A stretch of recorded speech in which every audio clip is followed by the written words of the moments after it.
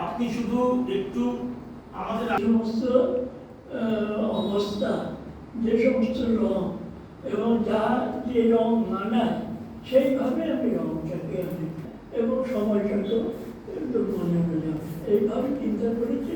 বেশিরভাগ ছবিতে বিশেষ করে সাধারণ জীবনের উপরে যে ছবিগুলো এসেছে আর ওটা সাধারণ যে দৃশ্য সেই দৃশ্য ধরনের ছবি আমাদের দেশে প্রচলিত ছিল বা হয়েছিল তার কিছু কিছু আমি ভাব সম্বন্ধে নিজের মনে উপলব্ধি করে নিয়ে যাতে ছবি প্রকাশ করা যায় সেটার আমি চেষ্টা করেছি।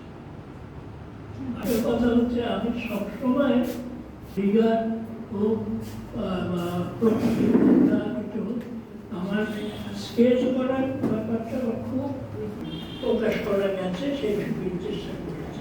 জীবন্ত এমনিতে খুব শান্ত এবং স্নিগ্ধ সৌম্য নয় রয়েছে আর কি এই রূপটার দ্বারা অনুসরণ করতে হবে একটু আমি বলতে পারি প্রকাশের জন্য কাজ করতে হবে সেই প্রকাশ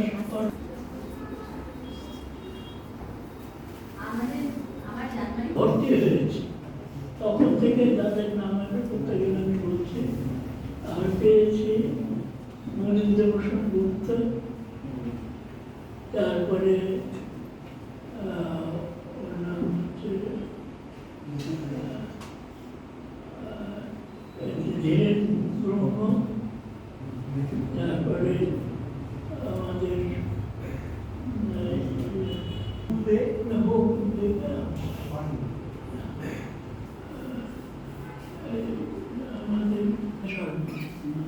উনি আমাকে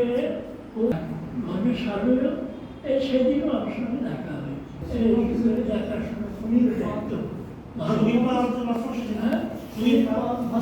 সুনীল পাল মশাই শেষের দিকে ছিলেন। হ্যাঁ, সুনীল পাল মশাই আর ইয়েতে আরো অনেকেই ছিলেন বড় বড় সব শিল্পীরা তখন আমাদের কলেজে মাস্টাররা ছিলেন। তাদের সঙ্গে আমার অবশ্যই এরকম জীবনের লোক ছবি আঁকতাম এবং পরে ডিসিশন হলো যে আমি কি পড়ব পাস করার পর কি পড়বো এই নিয়ে কথাবার্তা হচ্ছিল। তখন বাড়িতে আলোচনা হচ্ছে, আমার কাকা দাদা ওরা ছিলেন, তারা সমস্ত বলছে যে কী করা যায়, ও কোন লাইনে যাবে। আমার নাম আমার বড় আর্ট অ্যাসোসিয়েশন প্রেসিডেন্ট ছিল ইন্ডিয়ান স্টাইলে মানে মিউজিয়াম স্টাইল।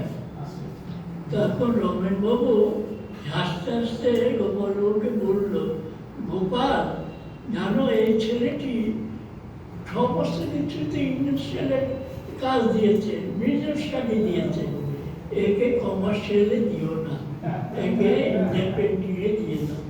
বলে